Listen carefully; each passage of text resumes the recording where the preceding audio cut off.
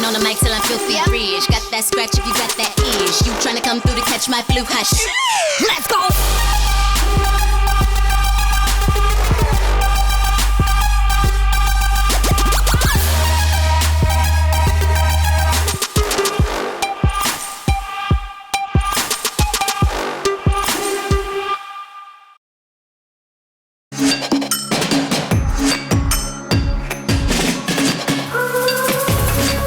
I'm super stoked to be here at Texas Pride Barbecue. I'm about to meet legendary Max Baca and his nephew Josh. They're Grammy winners, and Max has played with Los Lobos, Flaco Jimenez of Texas Tornadoes.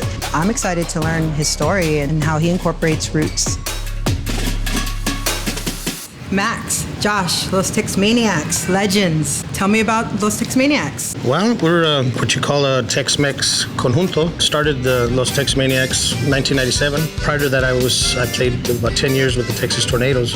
And this is your nephew? My nephew, Josh. Yeah. He was in need of a new accordion player, and I just moved over to San Antonio, Texas. I come up from a generation of accordion players. My grandfather and my father played accordion. So he's taken his dad's place. It passed on the torch, you know. And I got inspired by the bajo sexto, you know. Which is this 12-string guitar here with bass strings and guitar strings, and it's pretty much a rhythm instrument that was designed to take the place of the left-hand side of the accompaniment part of the accordion. So the bajo sexto took that place of that. That's right. Yeah. The accordion is the tex, and the bajo sexto is the mex.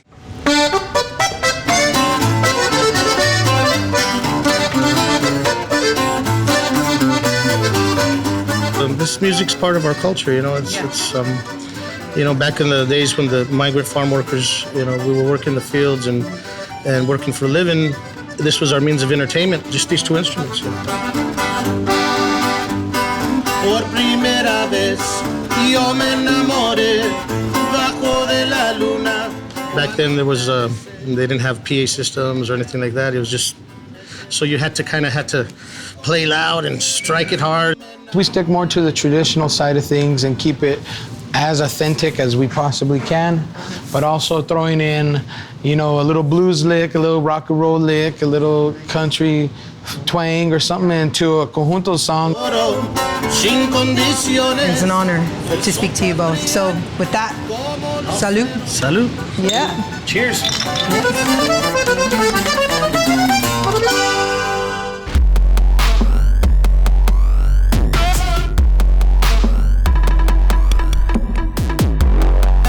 I'm headed to Vinal Edge, a legendary record store in Houston that carries a little bit of everything. I'm here to meet the owner, Chuck Roast. First thing, Chuck Roast. Can you talk to me about that name? DJ name. DJ name? Yeah. Punk rock DJ. Okay. I did 25 years of radio DJ, and I needed a name to remain hard to find in the public. Right. Because I was doing some pretty wild stuff. Okay. Okay, so you need that alias. Walking through, I think, a Safeway or a Kroger store. Yeah. And just looking at meat. That's awesome. And yeah, Chuck Roast seemed like the thing. That's cool. So talk to me about, you know, Vinal Edge. We're here in the Heights. You couldn't find a lot of punk rock records in record stores back then because it was deemed weird stuff. Right. So I would buy records from bands, and at some point I had a table at the back of the hall selling records, then I had a living room full of records, and then it was just time to open up a store. And so my goal was like to have a supermarket of every kind of style of music because I'm into so much. Right. We have a lot of unusual music here that no one carries except for a couple stores in the US. Right. I guess it was a period in the 90s when rappers would drive up, open up their trunks, and they would have these mix CDs that they did. Or they would come in and they'd have these logos around their neck, like I'm from Boss Hog Outlaws. Right. I'm selling my stuff. Don't understand me, cause I'm Boss Hog on candy. Top down at Maxis with a big Glock 9 handy. Every DJ was coming in and wanting to sell me screwed CDs.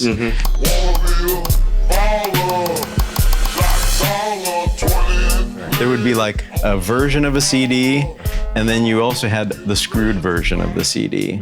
So you could listen to the regular songs or the super slowed down version. You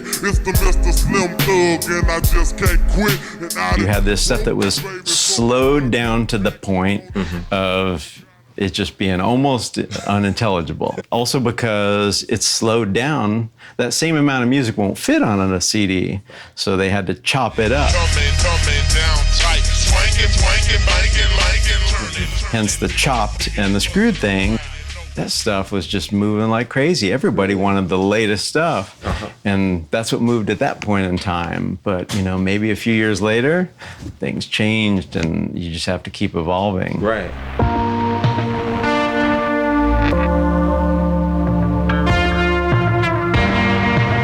How does such a small store get by in a big city like Houston? Doing a little bit of everything. Okay. We might have some really underground punk show here one time, might have a poetry slam thing. I play Indonesian music myself. Really? When you have that passion for music, you just find every avenue that you can to do something with it. You could tell that music was like Chuck's guiding light. It was really cool to see that you had this gym sitting right here in Houston.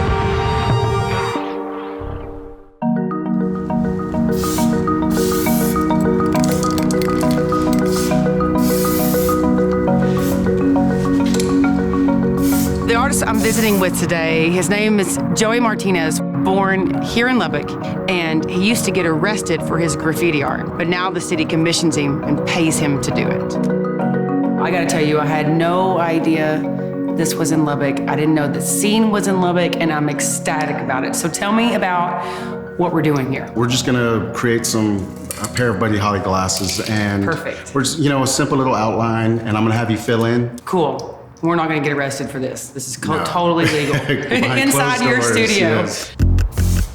The past couple of years, a lot of people have been requesting a lot of Buddy Holly. So what I'm gonna have you do is you're gonna fill in like these little areas, and I'll help you here after a while. If you don't feel comfortable, just let me know. Oh, I'm gonna do it. Nobody says I feel comfortable. Okay. You got it. I'm gonna go in. I'm gonna do it right here. Oh my gosh, I'm nervous. Okay, I'm gonna do it.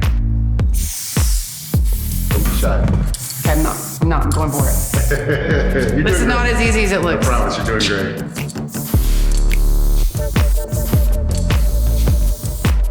Okay, Boom. I'm gonna pass the baton to the master. And how was this graffiti art happening for you at the beginning? I grew up in a neighborhood where there was a lot of gang graffiti. So when I was a kid, one of my best friends, he was killed in a gang fight. After my best friend was murdered, when you see something that has gang graffiti and scratches here, X's and stuff out there, I would go over there and put like Mexican pride or Chicano art or, just whatever it was on top of that. So I started painting over gang graffiti. People would see it and they were like, oh wow, that's a beautiful art piece. I don't want to destroy that. They respected it. I'm glad that I could say that I was able to do that and I experienced it, and I owe it all to spray paint, and graffiti art.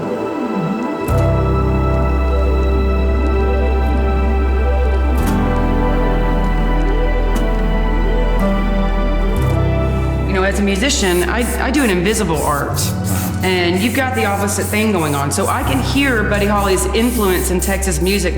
How do you think Buddy Holly is influencing you as a Texas and Lubbock artist? Buddy Holly was an innovator, and here I am trying to bring graffiti into the city of Lubbock. Before, the city was against it. Now they're commissioning me to do work for them. Right, So it's really amazing. The collaboration between the two, music and art, it brings out a lot of creativity. And so it influences me a lot. Because, our work is really therapeutic. I'm a disabled veteran. I've been in the Marines and the Army. And, this really helps me cope with a lot of that. It's just, I'm putting that pain onto a canvas, and it's like a memory that I'll never forget.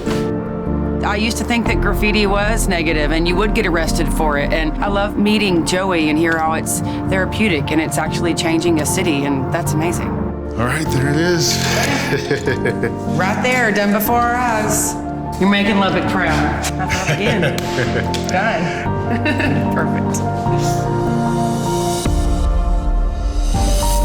I just got a good drink of the Lubbock Creative Juice, and it was really cool. I don't have much experience with the jam band.